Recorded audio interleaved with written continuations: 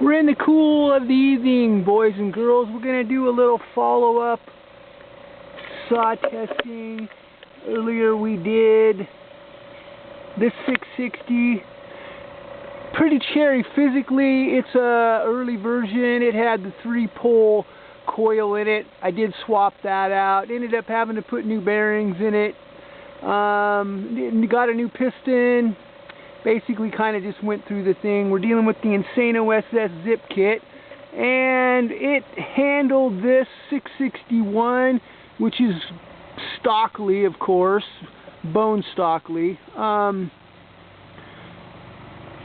we put the hurt in the shop on the operating table, technically on the 660. So we're gonna spin it up here a little bit, but not too much. And it actually is one of the, when I say early version, I mean it has the big fat heavy duty metal flywheel on it, so it's got a 10 mil crank. So it's important when you have one of those, you don't want to have a jerky chain by any stretch of the imagination. Now we were going to saw in this log over here and do a re-evaluation with the two with the same bar and chain, but Bob was kind enough to help me out with this nice chunk right here. I had actually helped him out a little bit earlier this summer, and so he dropped a few by, which is pretty sweet. So anyway, we'll have a bar change in the middle, and thank you to Master Peyton for helping me with the tachometer operation. So let us begin.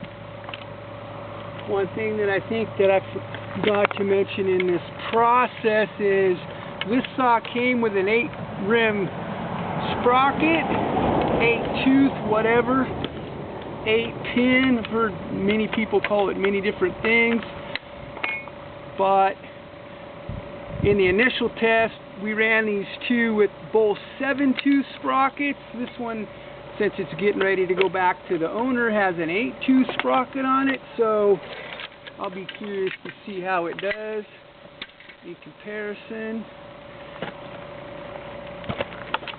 Checking it out as we see there.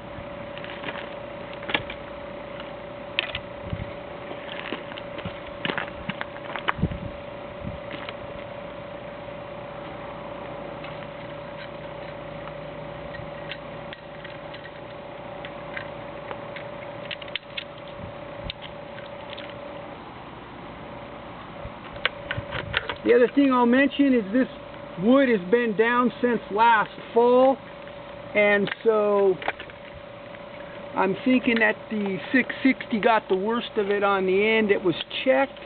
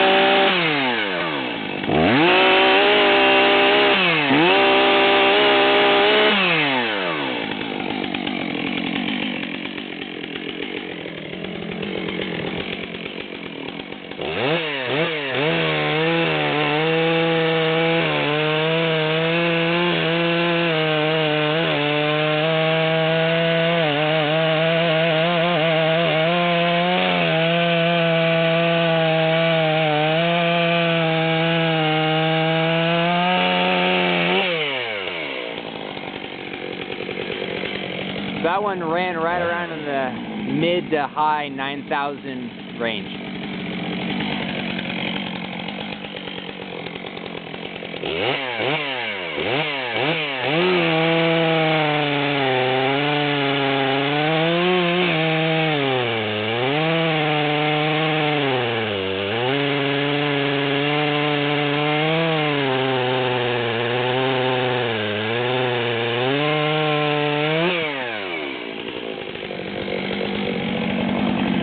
It was fluctuating in between low 8 and high 8, jumping up into the 9s a little bit, jumping down to the 7s when it really got bogged down.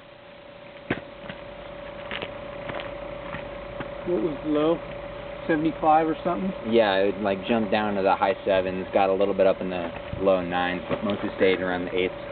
So we're about 3,000 feet or so in elevation, and it's actually still pretty warm right now, and you can tell the m-tronic saw is struggling a little bit. I could basically stop the chain if I wanted. I tried to bog it down as much as I could without actually stopping the chain. I saw at least 75 100 RPMs at the bottom in one of those little test sessions that Peyton was doing right there. And so I'm thinking that the 660, not even spinning above 13, pretty much whipped up on the 661. I guess stay tuned for round 3 after we get done putting the herd on the 661. I'm going to do it with m-tronic, and then I'm going to get rid of the m-tronic system and put an unlimited coil and a fully adjustable carburetor and see how it fares after that. So anyway, thanks for watching this session. Have a blessed day wherever you might be on God's green earth.